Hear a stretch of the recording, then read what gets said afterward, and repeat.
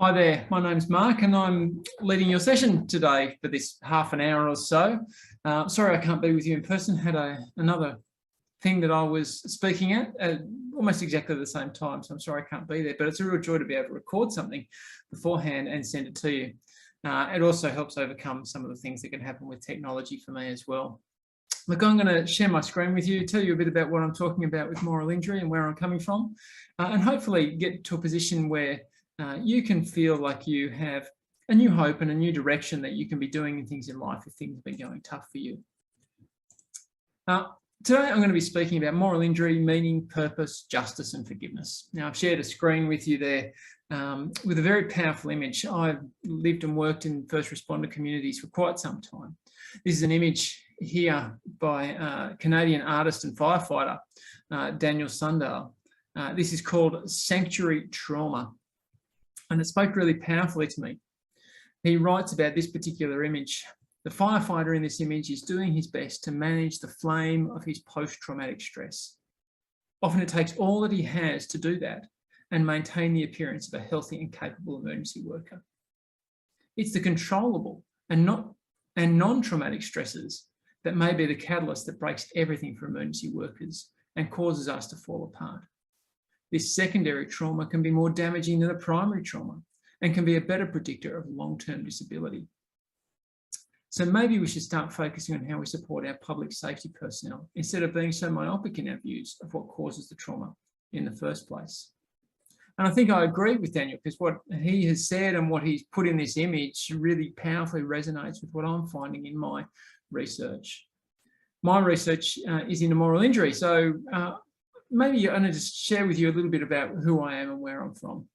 I joined the police when I was 19. I was in the police for about 7 years and then was in the fire brigade as it was back then. I spent 20 years in pastoral ministry in a church situation as an ordained minister. And I've spent the last 10 years, including some overlap with my pastoral ministry, as an ambulance chaplain. And I've just started doing some ministry, some research on PhD. Well, actually almost getting towards the end of it. So I've got 20 years in first responder organisations, 20 years of pastoral ministry. I've done lots of work on moral philosophy and moral psychology. And here you can see me pictured with my therapy dog, Wallace, who I take with me in my ambulance chaplaincy capacity. And he and I both enjoy a belly rub and a good walk. That's where I'm coming from. So I bring to it, I hope, something of a little bit of a lived experience as well as some technical expertise of what's going on. And those are two really things that are hard to balance, that lived experience and technical expertise. I've been researching this moral injury for the last 2.5 years and been looking at death, trauma, betrayal, outrage, all those different things. So lots of fun to have at a party, but I am loving it. It's exhilarating and terrifying all at the same time. And it's quite different from my role as a pastoral carer and as a chaplain, and some of that balance between lived experience and technical expertise. Now that I've moved in the world of research, objective data is everything. In research, we really do aim to quantify in so many ways qualitative experiences, to plot our experiences on a bell curve, which is a fancy way of saying we try and turn feelings, emotions and thoughts into mathematical equations. This is actually more helpful than I've made it sound. When we do this, we can pick up trends and we can turn what are personal hunches and thoughts into either a sound theory and a remedy that might help people, or we can turn it into a bad idea that we rejected because it was actually wrong. We thought it might be right, but it's not. So doing this stuff of quantifying things, turning into data is super important. However, there's something within the human soul that ruggedly defies complete quantification. Thomas More, in his book Care of the Soul, a classic book, said, "When I write, I go for insights rather than explanations. Technical and research writing are fairly useless when they fail to offer insight." So we need these two different senses of lived experience and technical expertise. We need the idea of technical insights and technical explanations and deep insights. And that's something that moral injury has really put an emphasis on, to seeing a more holistic way of thinking about things. Dr. Bill Nash was one of the authors on the most influential, probably, article on moral injury back in 2009. And he described moral injury like this: it's a part of the human condition. It's something that all people experience. It's not a medical thing. It's not a health care thing. It's not a religious thing. It's not a spiritual thing. It's not a literary thing, an artistic thing, or a poetic thing. But it's all of these things. While Bill Nash is an accomplished psychiatrist, he battles to stop moral injury being totally medicalised. It's a human condition, and it's something that we have a great deal of power over and control over in ourselves. And that's part of what I want to get at today, is how we can make sense of a world that seems so out of control for us. Whether or not you're in an emergency service context, perhaps it's your family or it's your organisation you work for, or just society in general. How can we move forward when we feel that the very core of us has been broken? But I, like Dr. Nash, am greedy. I want both explanation and insight. I want my mind and my soul intact. And moral injury is a model that says you need a really broad canvas to explain and to gain insight. In the social sciences, there's talk of this big technical word, a biopsychosocial spiritual model. Biological elements play a part, so do psychological, so do our social things that are around us, our constructs and our company that we keep, as well as the spiritual element of our life. And we'll talk a bit about that later. But in my tradition, we've been talking about mind, body, soul, and strength for millennia. So it's not necessarily a new idea, but it's going back and visiting the idea of considering what it means to inject spirituality into our distress or our growth. And when we approach moral injury, moral distress, we come to a field that addresses the very centre of our meaning-making apparatus. Humans are meaning-making creatures. We seek not just to live in and explain our world, but to produce insights about it and our place in it. As societies, humans make complex ethical rules about the world. And as individuals, we have deeply held moral beliefs. There's a little bit of difference there. Can you just see what I'm saying? As societies, we make ethical rules, and as individuals, we have deeply held moral beliefs. Now, they interplay with each other, but they are quite different. We each carry in us a set of our own moral expectations. These expectations aren't strictly rationally formed. We don't do it by plotting it on a bell curve, getting a mathematical formula.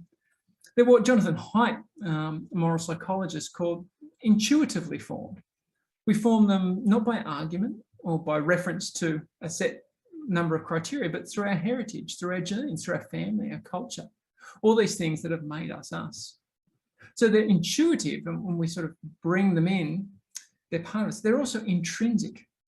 They're right at the centre and the core of our being. Our moral framework is the core of who we are. But what if the core of us gets broken? What if our moral expectations shatter through the unjust or unethical or even immoral actions of others or ourselves? What if we're betrayed by those we trust? Our spouses, our leaders, or even ourselves? And in moral injury, the idea of betrayal is really central. It's a big amorphous idea of I feel betrayed. Part of my work is to try and find the specific elements that are causing that betrayal.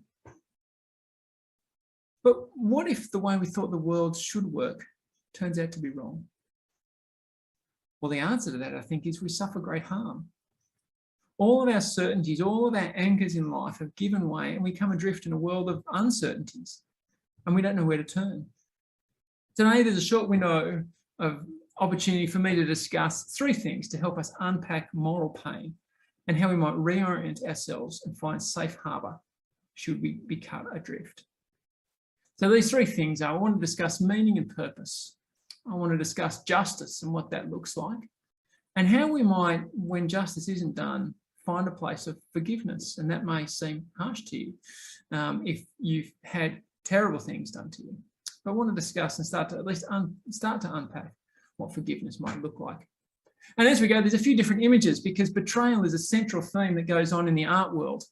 Here is a picture of Julius Caesar being stabbed by Brutus and Cassius and the other gang who ganged up against him.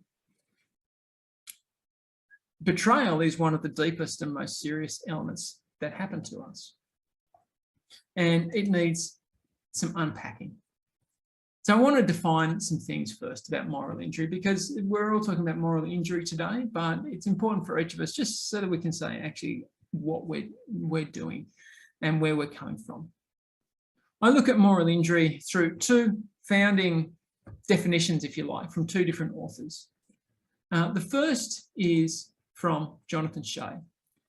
In his work, Achilles in Vietnam, which was actually produced in 1996, we see that he describes moral injury as a betrayal of what is right by someone in legitimate authority in a high-stakes situation.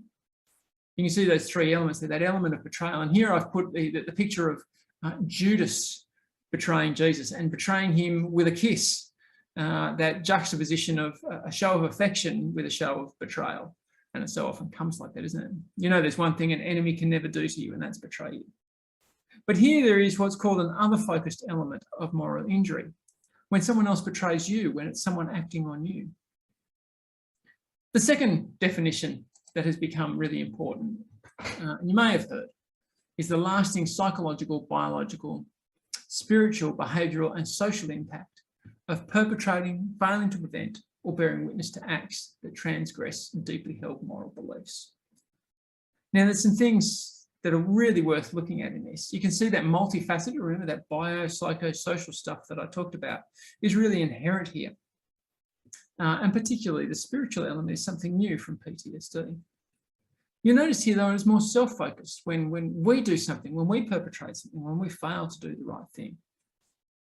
It's other-focused. There's other-focused, so I risked my life, and this is the way they treat me. Look, I deserve better. Part of my role as a chaplain is to sit beside people as they unpack what's been going on for them. And I remember powerfully one person saying, I risked my life and this is the way they treat me. This person had been a great operator in an emergency service for many years and been awarded many bravery medals. And yet he found himself in the centre of organisational payback of a system that didn't seem to care when he was injured. And he just could not make sense of it. He thought the organisation would have his back better than this. And he felt this other focused betrayal. Another picture I'm starting to show is this of the Harbour Bridge. I'm sorry if you're not in Sydney. I'm a Sydney guy and I love that city. But when I was in the police, I used to work here. This was my beat.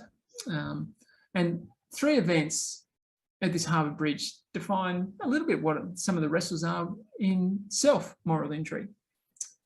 From this Harbour Bridge was the first time I witnessed trauma, serious trauma, a suicide event that had occurred around the bridge. And as a young man, just turned 20 when it happened, I was a little bit shocked by what I'd seen, but you know, that happened. But just around the corner in the wharves that sit at the bottom right-hand corner of the bridge there, a number of months later, we were evicting homeless people and essentially destroying the very meagre possessions that these people had. You know, I knew they were illegally there and they were damaging the property, and you know, I could justify the ethics of evicting these people, but morally it felt strange, destroying the only goods of these homeless people. And I had this kind of inner conflict. Those two events challenged me, but the second one I think challenged me more as a person than the trauma. It ate at me, and it actually in some ways helped me confirm my moral code. So far, I've given you some sense of what moral injury might look like and some examples of how that might happen. So let's get to thinking about that idea of meaning and purpose. What is our meaning and purpose? When people ask who you are, we quite often introduce ourselves by our name or our occupation. But I want us to think through exactly who we are. Who are we? At a core, in our moral framework. Emergency workers have a pretty cool identity, but that can be shattered very easily when things don't work out they want. The identity is I'm the person who comes and rescues and fixes things, but that can be shattered when there's more to it than the trauma and those wonderful things. There can be a culture that can be really destructive. You see, because our meaning and our purpose, many people join the job that they join because they want to do good. They want to use their gifts and skills to be able to better the world. And certainly the case in the emergency service world, and perhaps in the occupation that you do, that you're involved with as well. And our moral code is actually really the central part of our meaning and purpose, and that's how we express it. Dr. Bill Nash, who was one of the co-authors of that second definition of moral injury, said our moral expectations are right at the core of who we are as people and who we are as societies. It's what we build our lives on. It's what matters. It's what we value. It's what we love. It's our system of loves. Our moral expectations are our systems of love. But love is a strange thing to be talking about in our culture, because we seem to have made love more about romance and sex than about the way we treat each other. Very few, if any, workplace ethical codes that I have seen have the word love in them anywhere, because the reference takes us somewhere else. But love, I think, gets us to the heart of the difference between ethics and morals. Morals really is about the things that we love and how we love the people who are in and around us. And it's this idea of loving kindness. It's the call for all of our relationships to be in that. But one of the things about us is that we don't actually examine that moral code. We don't explicitly say, well, this is what I believe about the world and myself and my meaning and my purpose, and I don't want to give that up. It sort of sits there because it hasn't been formed on mathematically or on a piece of paper. But perhaps it's worth what we have formed in our heart and our soul and putting it on paper. Because unless we do, we can run into some particular trouble. I think it's bad for two reasons if we don't really live that examined life where we think about our moral code. It's bad, firstly, because when we cross our moral code and others do, and we don't know what that is explicitly, we're not exactly sure what's wrong. We find it hard to put our finger on the thing that has gone wrong in our world and why we feel so distressed. We just go, it's just not right. It clashes with what I think and what I believe. And so it can leave us in a great conundrum of not actually really knowing what is wrong or how to address it. And secondly, the problem is we can trade it away. One of the things that Jonathan Shea was certain about with moral injury is it really does destroy our character. Sorry about the phone ringing. It really can destroy our character. It can lead us into a path where we trade away what we are and we become something that's very different. It happens at that moment when someone in your organisation betrays you and you start trading your personal ethic. This is what Kevin Gilmartin writes. When you trade your personal ethic, that which is most deep to you, for what is called a situational ethic. Well, if they're going to treat me like this, then I'm going to throw away my moral code and act in a completely different way. I'm going to give up who I am and I'm going to act according to the situation, not according to who I am. And it's at that point that we can experience real distress. We can double down on the distress of having been betrayed by then betraying ourselves and getting ourselves in trouble by acts of omission. Why would I bother doing this? Why would I bother doing those checks when they treat me like this? And then it goes from acts of omission to acts of commission. Well, why can't I take a ream of paper from work? Look at the way they treat me. Which we would never be able to justify if we hadn't have put it on other people and what they're doing to us. And so if we don't understand our moral code, then it's really difficult for us to be able to revisit it and stop ourselves from going down a road that we don't want to. We need that point of being able to self-reflect. And it's here I love what Dean Baker from the University of New South Wales, the military ethicist, said. He talks about it in a military context. He says people who join the military need to clearly understand their moral framework and belief system, because humans are better able to cope with morally challenging environments when we understand who we are. And so it's worth taking a moment to think who you are. So let me ask you, who are you? And this is something that I think will be valuable for you to do sometime today or take some time out. It takes more than the 2 minutes that we're going to have today, although you can start thinking about it. To actually write down who you are, not what you do, the things that you value, the things that you aspire to be, even the things that you dislike, what you think the world is like, and perhaps even an overall statement. For me, I'm going to share a little bit very briefly, and it's not me every day, I wish it was, but it's what I aspire to be. I value loyalty and honesty and self-discipline. I like self-reflection and mercy in particular. I aspire to be a person who's gracious, forgiving and strong. I dislike 3 different types of personalities: bullies, sycophants, people who suck up to other people, and show-offs. I think the world is unfair and broken. But it doesn't mean that I'm going to retreat and look after myself or go into a monastery and forget about others. It means that I want to do what the French theologian Henri Blocher wrote and says, evil isn't there to be understood, it's there to be fought. And I want to fight a good fight. And overall, when I look at myself, I want to leave things better than I found them. This is something I keep coming back to when I find myself morally challenged in situations. That's me on my best day, and let me reiterate, I wish that were me every day. I seldom live up to it. But these are our moral expectations. And see, the thing that's important about them is if we know them, we can come back to them. We can true them up. We can get them all straight again. A bicycle wheel gets out of true. It gets a wobble in it when one or two spokes just starts to slightly loosen or tighten. And the art of a good bike mechanic is to be able to bring them up into true. And you want to do that with your moral expectations, to be able to name them and go, oh, this one's getting loose. This one's a bit stray. And even positively going, wow, I was really able to live that out today in the things that I was able to do. An emergency worker is able to see quite clearly at times the great work that they've been able to do in amongst the frustrations. And so it's an element of reconfirming who you are and what you believe, and also re-examining those and finding time for self-forgiveness or even to seek forgiveness from others when you feel you've done the wrong thing. It's important to come back and revisit that. And so that's something that I'd urge you to do, to think about that. And at the end, I'm going to show you a resource called the Power Manual, Police Officer Wellness and Ethics and Resilience. It's just been released this year, and it unpacks a little bit more about that. And you don't have to be a police officer to read the book, but you can get it on Amazon. It's quite good, and it talks through this in more detail.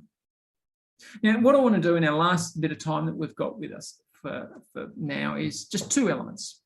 The idea of justice and organisational justice, because the organisations that we work for, the culture that we live in, the governments that we elect, they can cause great harm. And there's organisational preventative strategies that I'm developing in my research. And I'm going to talk about some of those, particularly about justice. And then some individual wellbeing strategies about, well, what happens when it does get broken? How do we engage with forgiveness? So I want to talk about this organisational and societal justice. Here is a artist's impression of when Achilles was betrayed by his commander Agamemnon. And in this image, we see the heart of what really is the core of moral injury, this idea of betrayal. Now, this is something I've been discovering in my research. I mean, I knew it personally. One of my participants, wonderful, amazing person, says this about their institution. When a person speaks out from within an institution against that institution, they know reprisals are coming. Institutions carry in their DNA the inbuilt self-protection, if you like. They seek to try and protect and to push down those who work in them. Justice is prevented by betrayal. And so how do we develop a just culture? How do we develop a culture where betrayal and these elements aren't in them? I think one of the best ways to think about this is what's called a just culture. The academic from Griffith University, Sidney Dekker, is big on creating just cultures. He says that we should be creating something that is safe to speak in particular. If you hire an organisation, we need the ability to be able to speak at all times. One of the things about organisations is we sometimes, with say work health and safety, is we have to promote the idea of being a safety hero, to speak out. If we're having to encourage people to be heroes in order to speak out, it means our culture is completely broken. Our entire culture needs to be one of safety, where we can speak out about safety and also things that are going wrong in a safe environment. But a safe environment is also one that's not just retributive, one that just says, well, let's find out what was the procedure that was broken, by whom, and let's sack them. That is not a just culture. It's one that actually promotes reconciliation and a restitution as well at times when things need to be paid back. It promotes the reconciliation of people. And so leadership is really important to be able to do that. Leaders are the key people who can reconcile people. Unfortunately, we tend to employ managers rather than leaders. You see, a manager makes sure things are done in the right way, and a leader makes sure the right thing is done. It's that difference between ethics and morals there. Can you see it? A manager makes sure things are done in the right way, according to the code of ethics. A leader makes sure the right thing is done. And so we need to be able to have systems where we promote the right kind of people. Do we put in our systems, even who we vote for, ask them, how do you reconcile interpersonal relationships? How do you do that? How will you help us to be able to get through this? But often justice is not done. And so what do we do individually? That's organisations need to think about this. What about us? Forgiveness. They say that to err is human, but to forgive is divine. Forgiveness is really hard, and I won't do justice to it in the only few minutes that we've got left here. Many people have suffered great injustices and abuses, and the talk of forgiveness can sometimes feel like we're going to entrench that as well by forcing me to forgive. This isn't about forcing to forgive. Forgiveness can never be extracted from someone. It can only be given freely. But forgiveness is something that we sometimes forget. We don't understand it properly, perhaps. I know forgiveness costs us. It costs us the right to hold a grudge against someone, to try and exact from them more than they did to us. And so it costs us that. But we rarely weigh the cost of what it's like when we don't forgive, because there's a cost there as well. And resentment, that's been said, is like drinking poison and expecting your enemy to get sick. And resentment, while we're resenting our boss or the person who has done us wrong, we're eating ourselves up from the inside and being consumed by it, while the person we resent is off drinking a Pinot Gris somewhere and discussing property prices up the coast, and it's only us getting destroyed. Forgiveness might just be the thing that opens up a new avenue to peace for you. And it's something I know we could do within our organisations and in our societies at large. And our country won't heal until we can rediscover the ability to speak truthfully and to forgive and ask for forgiveness. And one of my participants, as we were talking about what it looks like in forgiving, he said this: holding on to past resentment and anger only hurts you. Going over things, constantly feeling hard done by and wanting revenge and payback, perceived or real, consumes you so much that you miss the important things in life. Try to get over being constantly angry. I know this is hard. Instead, be cautious and wary of that person. They're not giving you any consideration, so why give them any of your time? So the end point that I want to talk about today is we can create just cultures, and where it's in our power that we should. And when we're wronged, the sense of resentment and revenge that so naturally comes to us is a trigger for us to think, to self-reflect, to think, what is my moral code? How do I stop giving away who I am to these people? Forgiving doesn't mean brushing things under the carpet, quite the opposite. It's a recognition that wrongdoing has occurred and that you will forgive it. It doesn't necessarily mean that you'll be best buds again, or that there'll be a reconciliation, or that you'll ever be able to fully trust them. We should never really put someone who's embezzled money back as the treasurer of our organisation, for instance. It doesn't mean that legal justice or financial recompense should not be sought. It's quite often appropriate. What it is a settled state of the heart that you will not carry this burden. You will not extract ongoing price from them. And the recognition that perhaps at times you've needed forgiveness from others as well. And as I said before, and this is something Sidney Dekker writes as well, that forgiveness can only be given. It's got to be something that comes from your heart and your soul. It can't ever be extracted. But could you imagine living in a country where forgiveness was central? Where we recognise the betrayals and the injuries that we suffer at each other's hands. And we both seek forgiveness from others and we give it to others. Not freely, but costly. That it's something that we wrestle with and we grow through that wrestle. That we grow mercy, that we grow strength, that we grow dignity. Wouldn't it be great to live in a society like that? I've been challenged most of all in my research about whether or not I'm truly a forgiving person. My hope and prayer for you all is that in the injustices in life, you'll be able to find a peace, that you'll seek forgiveness and be part of the solution and grant forgiveness where it's needed. This is really hard stuff and there's lots that needs to get unpacked. But I'm going to finish here. You can contact me. You can see my email address down the bottom there. But 4 things that may be good resources for you. The book Achilles in Vietnam, is there. The talk that I've mentioned by Dr. Bill Nash is important. The Power Manual that I spoke of, both those books are available on Amazon, and a podcast called Moral Matters. These are things that you might find useful or helpful, and hopefully those resources will be made available to you. But thank you for allowing me to share some of this with you today. I hope things go well for you, and I hope to see you around somewhere. Feel free to reach out and speak to me, and I hope I can actually see you at some stage. Bye.